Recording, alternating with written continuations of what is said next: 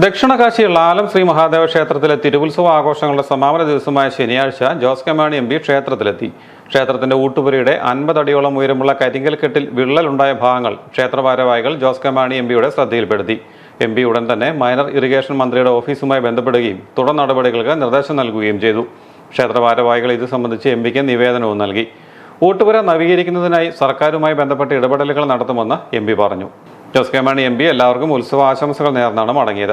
ലാളം ക്ഷേത്രത്തിലെ നാളോത്സവമായിട്ട് ബന്ധപ്പെട്ട് ഇവിടെ വന്നതാണ്. കഴിഞ്ഞ ദിവസം ഞാൻ ഉണ്ടായിരുന്ന നാളം പാലത്തിൽ നിന്നുള്ള പ്രൊസഷനിലൊക്കെ ഉണ്ടായിരുന്നു.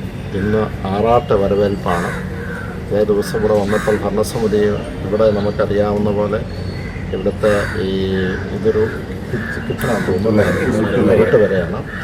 അപ്പോൾ ഈ ഊട്ടുവരെയും ബന്ധപ്പെട്ട് ഇപ്പോൾ അവിടെ നടത്താൻ പോലും പറ്റുന്നില്ല, കാരണം വിള്ളലുകളൊക്കെ ഉണ്ട്. അപ്പോൾ ഈ തോടിൻ്റെ സൈഡ് കെട്ടുന്നതായിട്ട് ബന്ധപ്പെട്ട് ഇറിഗേഷൻ വകുപ്പിൽ കൊടുക്കാനായിട്ടുള്ള നിവേദനമാണ്. തീർച്ചയായും ഇതുമായി ബന്ധപ്പെട്ട് മന്ത്രാലയമായിട്ട് സംസാരിച്ച് ചെയ്യാൻ പറ്റുന്നത് എങ്ങനെയാണ് എന്ന് പരിശോധിച്ച് തീർച്ചയായിട്ടും അതിനുള്ള ഒരിടപെടൽ നടത്താനുള്ള ശ്രമം ഉണ്ടാകും. തീർച്ചയായിട്ടും ഈ ഉത്സവവുമായി ബന്ധപ്പെട്ട് ഭക്തജനങ്ങൾക്ക് എല്ലാ ആശംസകളും ഈ സന്ദർഭത്തിൽ നേരുന്നു.